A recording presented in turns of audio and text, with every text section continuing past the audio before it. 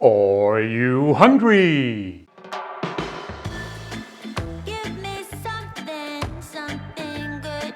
Hi, and welcome to another episode of Görgött.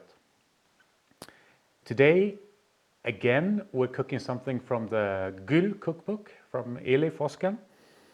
I don't know if you saw it, but a couple of episodes ago we did the egg salad.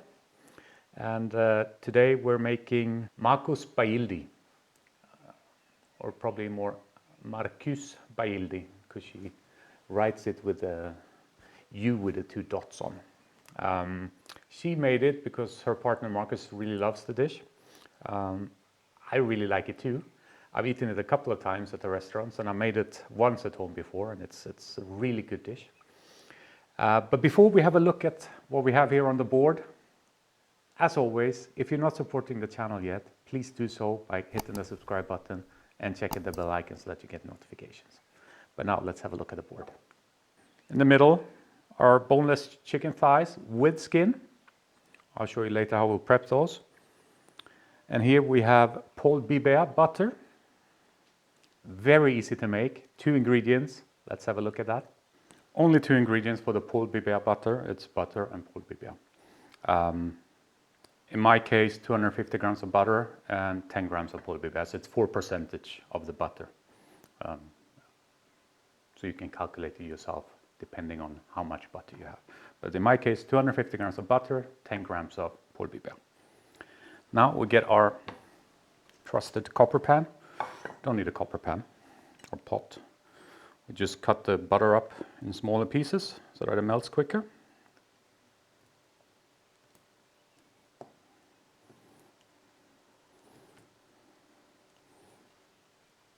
And obviously I'm a bit fatty on my hands now, but we can do it like this as well. Just put the Pul Biber in. Now we put this on the stove.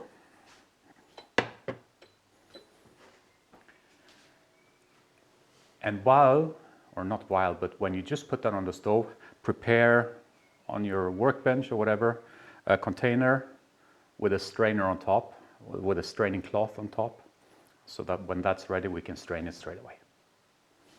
We prepared our strainer and straining cloth. Now it's time to start stirring. This will take a couple of minutes, so I'll see you once the butter has melted, and I'll tell you then what you need to look out for. You basically want to get to a point where the whey separates in the butter, and that's where we are now. So now we just need to strain it. And the butter should have the nice red color of the Pul Biber. I need to hold this up a bit.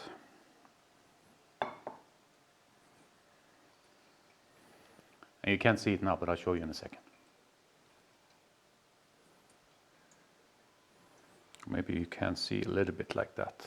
No, not really. But it's almost through. So we're there. Just take this away. And there you see the Pul Biber butter with a beautiful red color. We also have some Gülty spice mix, and I'll show you how I did that. On the board, everything we need for our Gülty spice mix. We have 100 grams of fried onions that have been pounded, or what do you call it, with a pestle and mortar. We have some 100 grams of Panko Flour that's also been deep fat fried. We have 20 grams each of roasted white sesame and black sesame. These are all 5 grams each. So it's 5 grams of sugar, 5 grams of salt, 5 grams of chili flake, 5 grams of sumac, 5 grams of Pul Biber, and 5 grams of mint, dried mint.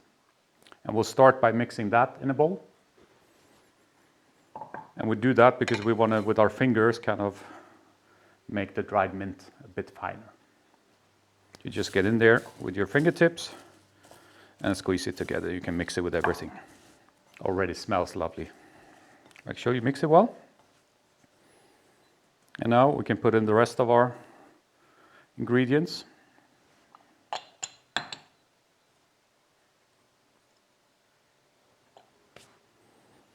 Mix this together. And I love it when you deep fat fry onions, that they're almost on the limit. Yeah, if they get too dark, they get bitter, but before they get bitter, they develop this sourness to them, and that's what I love. So, but you have to be careful that they don't go bitter. And in with the panko,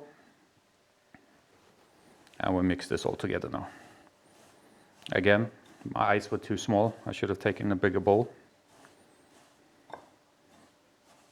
But it works like this as well, it just goes a bit slower.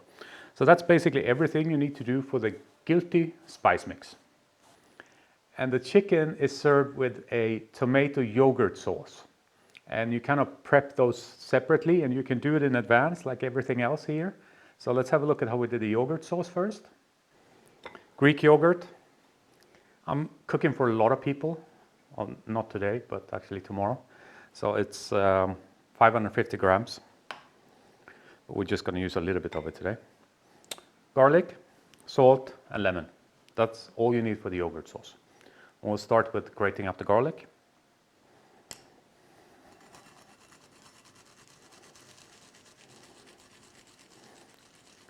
You can press it if you want or chop it.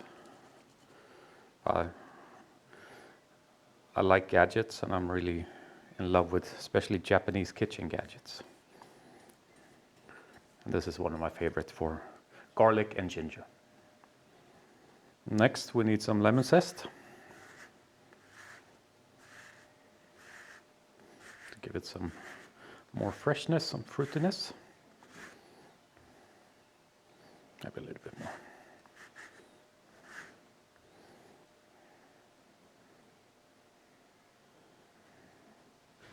We also need a little bit of lemon juice.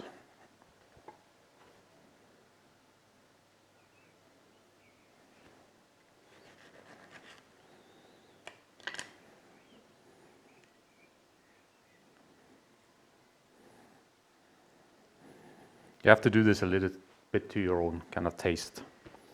Some salt. Good pinch. Now we'll mix this up. Give it a little taste.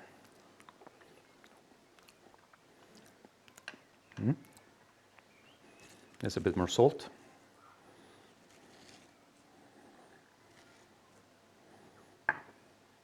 A bit more lemon.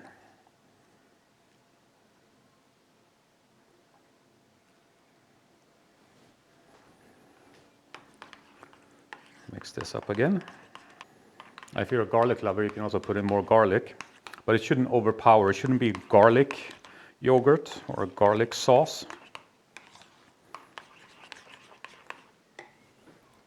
Let's see how this tastes now.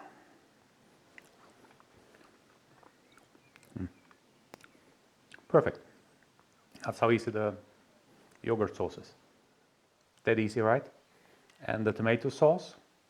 Our 4 ingredients for the tomato sauce. It's a tomato sausage, I think they call it. Basically, it's a fermented tomato paste. We have sugar, we have some water, and we have some butter. The proportions for this amount is 75 grams of butter, 60 grams of sugar, 100 grams of sausage, and 250 grams of water. And now we're going to mix all of this together in the pot.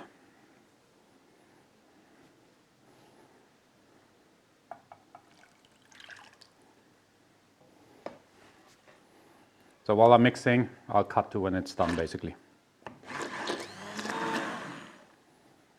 And that's how easy the tomato sauce is. And obviously these two sauces need to come together, and what we'll do is we'll heat up the tomato sauce, bring it to a boil, and then we'll take it off the heat and mix in the yogurt, but we'll do that just before we serve it. So now it's basically time to prep the chicken. There's not much you need to do, but before we start with the chicken, make sure you turn your oven on, 180 degrees, circulating air, so that can preheat, because we're going to do the chickens first in the oven, cook them, and then we're going to let them cool, and then we're going to grill them on the skin to get that skin really nice and crispy. So the easiest way to do this is to kind of just check with your fingers to see if you can find any cartilage. This one seems okay. Also check if there's a lot of kind of skin that are hanging overhang.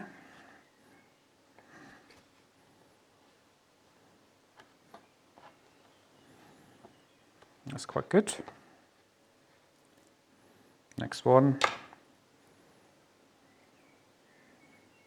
This one has a little bit of cartilage. I can even pull it away. And again, we trim a bit of the skin off where there's a lot, like on the sides.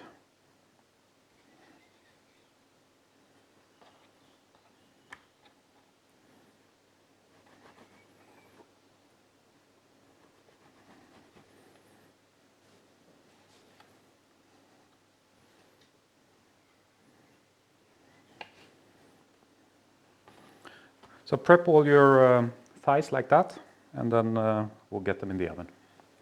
I just oil the oven tray a bit so that it doesn't stick too much.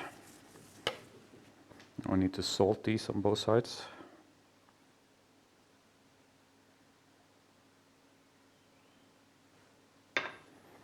Put them on the tray.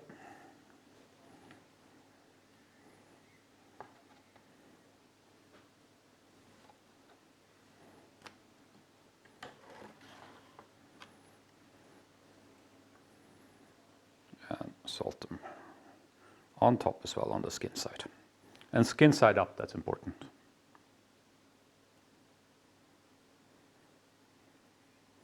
If you have a thermometer that you can hook up to your oven, by all means do that. They need to be 74 degrees Celsius core temperature.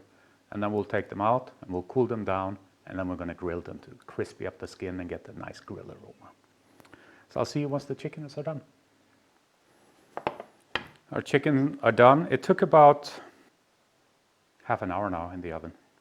And now we need to leave them to cool down, and then we're going to grill them on the skin to get the skin even crispier. It's quite crispy already, but we're going to get it even crispier. So see once these are cool. We have a little Japanese grill. Now, I wouldn't recommend that you do this at home, but it's perfect because I don't need to move the camera. And I made 4. The other 3 are for my family, so I'm just going to make this for us. Put it on top of the grill. Now we're just going to crispy up that skin nicely. Will take a minute or 2. So I think we can, I'll leave it a little bit longer before we turn it. And this is what happens, so you need to put the fan on. Don't do it at home. So now we're ready to turn it. It doesn't need long, just to warm up a little bit. We're done with the grilling. You can put this to the side. I'll just get the grill outside.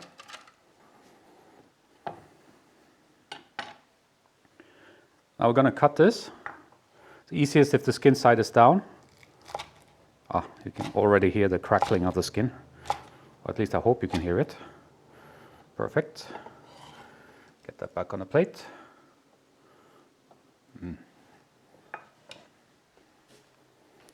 Our sauce is hot as well, so we take our yogurt sauce and mix that in.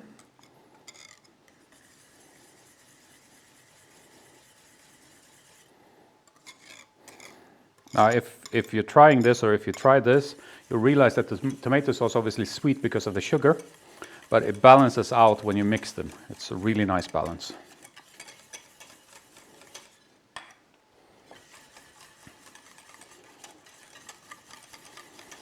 So, perfect. And we're ready to plate up. But before we do so, if you stuck with me this far, there must have been something you enjoyed about this episode. So do me the huge favor, hit that thumbs up button. It's just down here below, hit it. Thank you for your support. Now, let's plate this up. We have our sauce, we have our chicken, we have our Gülty spice mix, and we have our Pul Biber butter. And we'll start with the sauce. Just pour a bit like that. I'll keep the rest for the family.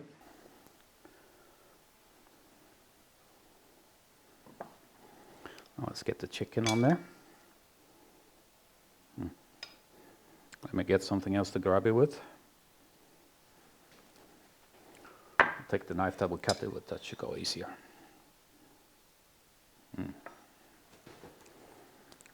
Our Gülty spice mix. Don't hold back on this because this is amazing.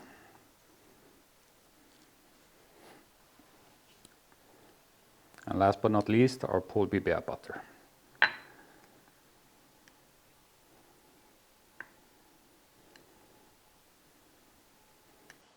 Now doesn't that look lovely?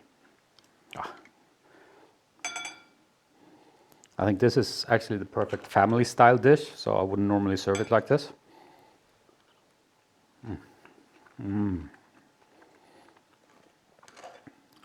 You're gonna love this. It has everything. It has the sweetness, the sourness, the saltiness, a bit of umami in there as well. Obviously tomato is umami. I love this. And even better, make some ekmek with it or something, some kind of nice flatbread that you can get in there and get this nice sauce with the Gülty spice mix on it, of course.